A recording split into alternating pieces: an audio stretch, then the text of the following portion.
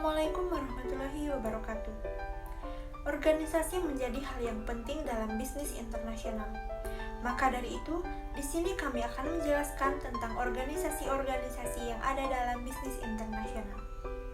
Sebelum masuk ke dalam pembahasan materi, izinkan kami memperkenalkan diri terlebih dahulu. Pose with the fans.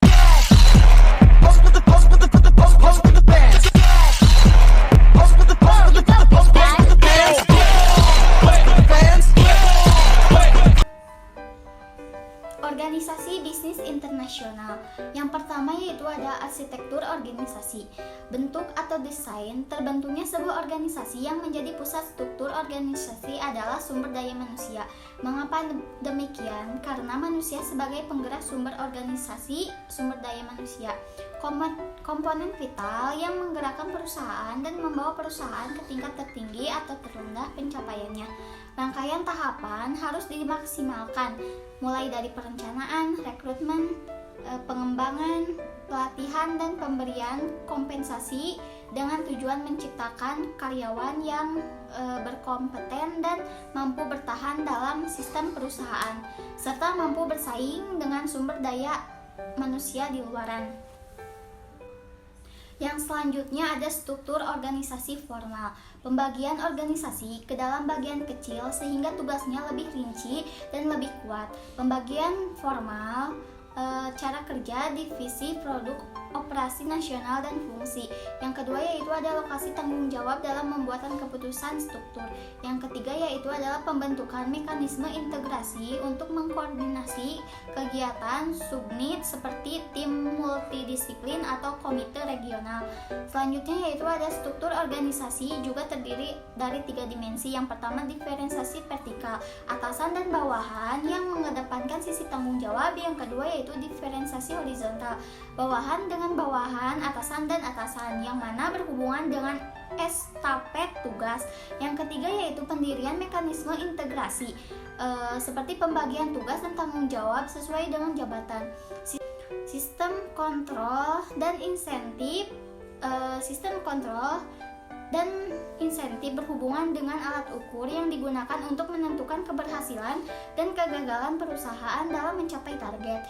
Jenis kontrol perusahaan terdiri dari yang pertama yaitu kontrol kontrak pribadi, atasan dan bawahan. Yang kedua kontrol birokrasi, peraturan atau prosedur. Yang ketiga yaitu kontrol output laba, produktivitas, perkembangan market share dan kualitas. Yang keempat yaitu kontrol budaya, patuh pada nilai, norma, dan sistem organisasi insentif.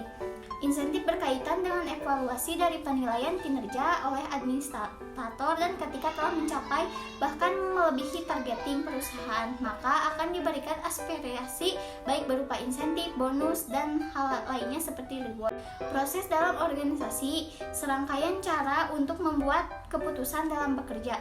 Ketika proses sudah dirumuskan, pengalokasian sumber daya perusahaan telah terstruktur, maka untuk mengetahui berhasil atau tidaknya dilakukan evaluasi dengan meminta penilaian kepada atasan, teman, satu divisi, dan bawahan. Misalnya, proses memformalisasikan strategi alokasi sumber daya atau evaluasi kerja.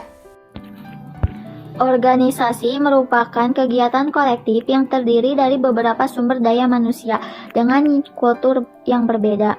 Kultur budaya dapat mempengaruhi terhadap kinerja karyawan. Untuk itu, perusahaan harus mampu memahami subkultur yang ada baik dalam keterampilan, nilai, dan bimbingan. Keberadaan organisasi bisnis disebabkan oleh sumber daya alam dan pemikiran atau tujuan yang sama untuk kedepannya, sehingga agar kegiatannya tercapai dengan maksimal. Beberapa perusahaan berkolaborasi. Kolaborasi ini dijadikan sebagai suatu strategi yang pada akhirnya mendatangkan margin laba kepada dua belah pihak. Budaya organisasi dilakukan pada manusia dan strateginya.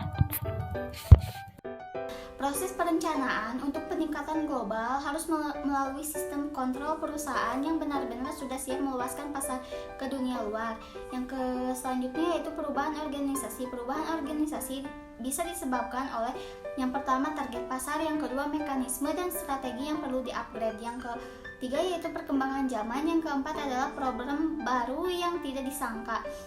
Penghalang perubahan. distribusi maju dan berkembang, budaya organisasi atau manajer penerimaan model bisnis yang tepat. Yang selanjutnya itu kendala lembaga atau organisasi. Organisasi bisnis internasional perlu memperhatikan yang pertama yaitu konsistensi internal antara berbagai elemen dan dalam arsitektur bisnis. Yang kedua yaitu arah sejalan antara arsitektur organisasi dengan strategi perusahaan. Yang ketiga yaitu konsistensi dengan lingkungan yang kompetitif. Organisasi bisnis internasional terbagi menjadi dua bagian, yaitu kerjasama regional dan kerjasama multilateral. Kerjasama regional terdiri dari yang pertama ada AFTA, ASEAN Free Trade Area, yaitu kawasan ASEAN bebas perdagangan dalam kawasan ekonomi regional. Yang kedua ada APEC, Asia Pacific Economic Cooperation, yaitu kerjasama ekonomi di kawasan Asia Pasifik. Yang ketiga ada NAFTA, North America Free Trade Area, yaitu perjanjian perdagangan di kawasan Amerika Utara berupa Kanada, Amerika Serikat, dan Meksiko. Yang keempat ada ASEAN, Association of Southeast Asian Nations, yaitu kerjasama di kawasan di Asia Tenggara. Yang kelima ada ADB, Asian Development Bank, yaitu bank pembangunan di kawasan Asia, Pasifik, dan Timur Jauh. Yang keenam ada EEC, yaitu European Economic Community, yaitu kerjasama regional di kawasan Eropa Barat. Kerjasama multilateral terbagi menjadi beberapa bagian. Yang pertama ada IBRD, International Bank of Reconstruction and Development Bank, yaitu lembaga keuangan yang membantu pinjaman kepada negara yang berkembang. Yang kedua ada IFC, yaitu International Finance Corporation, yaitu lembaga keuangan internasional yang melayani investasi, konsultasi, dan pengelolaan aset sektor swasta. Yang ketiga ada ILO, International Labour Organization, yaitu lembaga yang mengatur dalam menciptakan undang-undang perburuhan. Yang keempat ada UNCTAD, yaitu United Nations Conference on Trade and Development Bank, yaitu sekretariat PBB yang mengatur terkait perdagangan, investasi, dan isu-isu perdagangan. Yang kelima ada UNDP, United Nations Development Program, yaitu jaringan pembangunan global PBB. Yang keenam ada UNIDO, United Nations Industrial Development Organization, yaitu organisasi pengembangan industri PBB. Yang ketujuh ada ECOSOC, yaitu Economic and Social Council, yaitu Dewan Ekonomi di bawah PBB. Yang kedelapan ada FAO, Food Agriculture Organization, yaitu organisasi yang menangani produksi makanan di dunia. Yang kesembilan ada IMF, yaitu International Monetary Fund, yaitu Badan Keuangan Internasional. Yang kesepuluh ada World Trade Organization, yaitu organisasi yang mengatur perdagangan antar negara di dunia serta liberasi perdagangan. Yang ke-11 ada OPEC, yaitu Organisasi of Petroleum Exporting Countries, yaitu negara pengekspor minyak bumi. Yang ke-12 ada IDB, Islamic Development Bank, yaitu lembaga keuangan yang berfokus pada keuangan Islami yang berlokasi di Jeddah, Arab Saudi. Dan yang ke-13 ada OECD, Organization for Economic Cooperation and Development, yaitu organisasi ekonomi internasional yang menerbitkan laporan kebijakan ekonomi anggotanya. OPEC atau Organization of Petroleum Exporting Countries. Yang pertama, latar belakang. OPEC dibentuk pada tanggal 14 September 1960 di Irak. Negara pendiri OPEC adalah Irak, Iran, Kuwait, Arab Saudi, dan Venezuela. Venezuela adalah negara yang pertama menjadi pelopor pembentukan organisasi OPEC. Dengan mendekati Iran, Gabon, Libya, Kuwait, dan Saudi Arabia. Pertama, OPEC berdiri sebagai akibat dari merosotnya harga minyak dunia pada Februari 1959 yang merupakan buntut dari monopoli perusahaan minyak raksasa dunia bernama The Seven Major milik Exxon, Texaco, Sokal, Gulf, British Petroleum hingga Shell. Perusahaan berasal dari negara maju Amerika Serikat, Inggris, Jerman Barat, dan Jepang. Yang kedua, kebutuhan akan minyak dunia kian lama kian meningkat, khususnya pada sektor di negara maju. Tujuan dibentuknya OPEC. yaitu melestarikan dan meningkatkan peran minyak sebagai sumber energi utama dalam mencapai pembangunan ekonomi yang berkelanjutan. Syarat masuk keanggotaan OPEC. Yang pertama, secara substansi, negara eksportir minyak mentah. Yang kedua, secara fundamental, memiliki kepentingan yang sama dengan sesama negara anggota dan harus mendatangkan kesepakatan dengan anggota lain. WTO atau World Trade Organization. WTO merupakan badan atau organisasi perdagangan dunia yang mengawasi segala bentuk aktivitas perdagangan di dunia internasional. WTO ini didirikan pada tanggal 1 Januari 1995 sebagai ganti dari GATT. WTO merupakan salah satu subjek hukum dan status resmi bagi para anggotanya. Dengan itulah, mereka bisa melakukan perdagangan dengan skala internasional.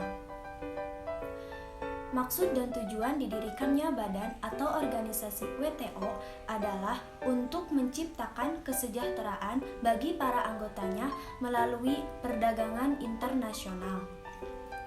WTO memiliki beberapa fungsi, antara lain: yang pertama, menyetujui segala bentuk perputaran barang dan jasa baik dalam lingkup kerjasama multilateral dan plurilateral, serta bertugas untuk mengawasi pelaksanaan komitmen akses yang ada di pasar, baik di bidang tarif dan non-tarif.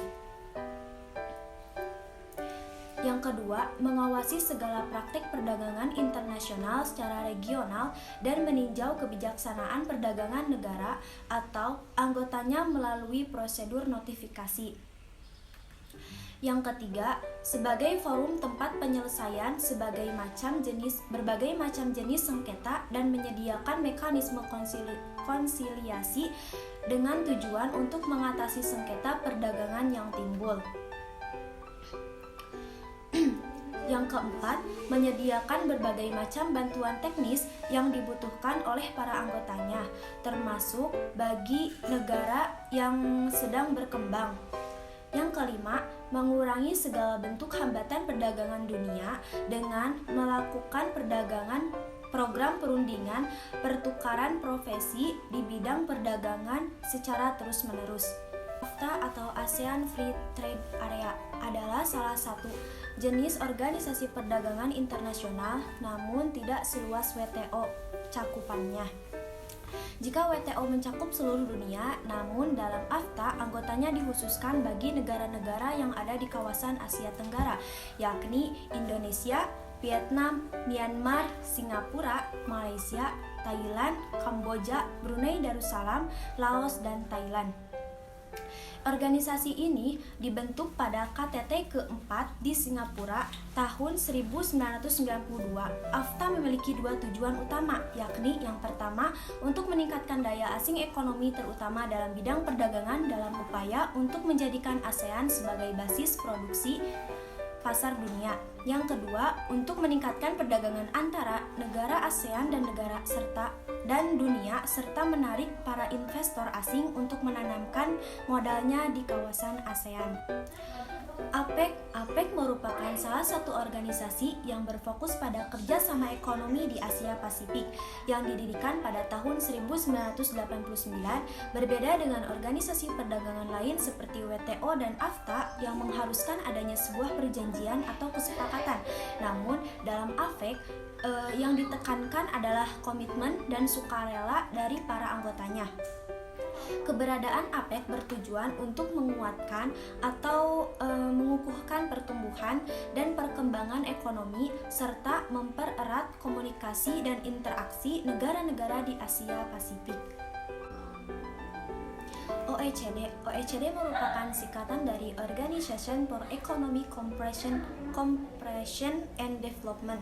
Sesuai dengan namanya, OECD merupakan salah satu organisasi yang bergerak dan menaungi segala bentuk upaya atau kegiatan yang bertujuan untuk bekerja sama dan pengembangan perekonomian. OECD berdiri tahun 1948 dan dipimpin oleh seorang tokoh yang bernama Robert Marjolin, di mana organisasi ini bertugas untuk menjalankan Marshall Plan pada saat rekonstruksi Eropa setelah Perang Dunia II.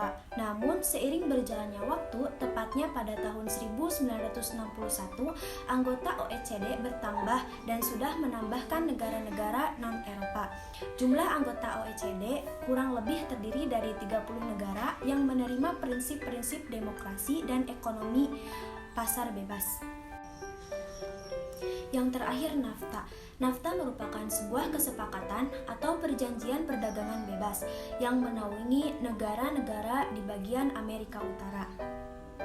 NAFTA bisa disebut sebagai sebuah organisasi yang berdiri dari negara-negara bagian Amerika Utara seperti negara Amerika Serikat, Kanada, dan Meksiko. Dalam sebuah piagam yang disetujui dan diresmikan oleh seluruh anggota NAFTA berisi tentang beberapa tugas yang harus dilaksanakan, antara lain hubungan perniagaan, komunikasi, kegiatan kebudayaan, kewarganegaraan, paspor dan visa, kegiatan sosialisasi, dan kegiatan yang berhubungan dengan kesehatan. Perlu Anda ketahui bahwasanya markas NAFTA berada di Washington DC, Ottawa, dan Mexico City. OPEC dan OPEC Plus mendukung pemangkasan produksi minyak mentah Arab Saudi dan Rusia. Arab Saudi dan Rusia sebagai eksportir minyak utama mengumumkan pengurangan produksi.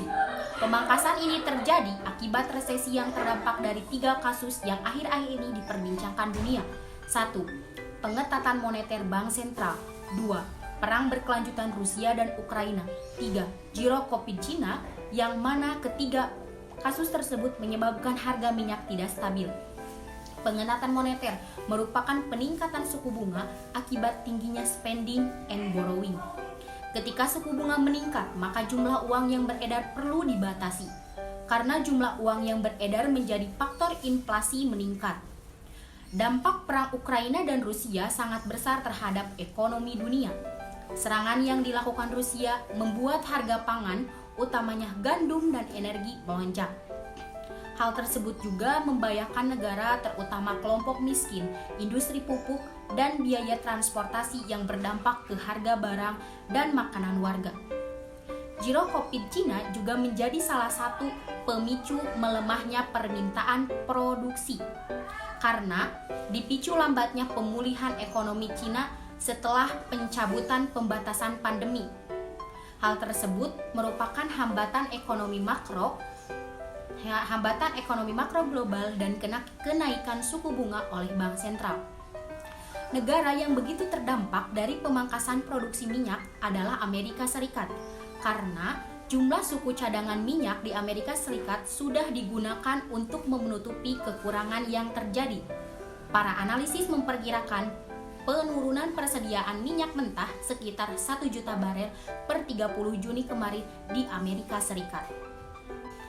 Arab Saudi dan Rusia mengumumkan akan memangkas produksi dan pasokan minyak untuk mendongkrak harga yang sempat turun.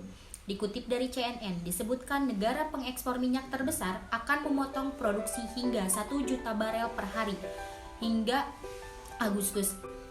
Langkah pemangkasan produksi ini demi menggerek kembali harga minyak yang sempat merosot. Dikutip dari Reuters disebutkan, Wakil Perdana Menteri Rusia Alexander Novak menyebut negaranya akan memangkas produksi hingga 500.000 barel per hari pada Agustus mendatang. Rusia juga akan mengurangi produksi dan ekspor minyak ke luar negeri. Arab menargetkan harga minyak mentah Brent hingga kembali ke posisi 81 US dollar untuk menyeimbangkan anggaran mereka. Kerajaan Arab tahun ini mencatat defisit anggaran setelah sebelumnya surplus. Organisasi Negara Pengekspor Minyak atau OPEC, Rusia dan beberapa negara lainnya mengumumkan pemangkasan produksi hingga 1 juta barel setelah pertemuan yang dilakukan bulan lalu. Kementerian Energi Saudi menyebutkan pemangkasan produksi ini untuk memperkuat stabilitas dan keseimbangan di pasar minyak. Anggota OPEC Plus juga akan memangkas produksi minyak hingga akhir tahun 2024. Di tengah prospek permintaan global yang kurang menarik, Hal ini juga dipengaruhi oleh suramnya prospek pertumbuhan ekonomi Cina. Sekian penjelasan yang dapat kami sampaikan. Semoga kedepannya bisa bermanfaat bagi yang menonton dan yang mendengarkan. Terima kasih. Wassalamualaikum warahmatullahi wabarakatuh.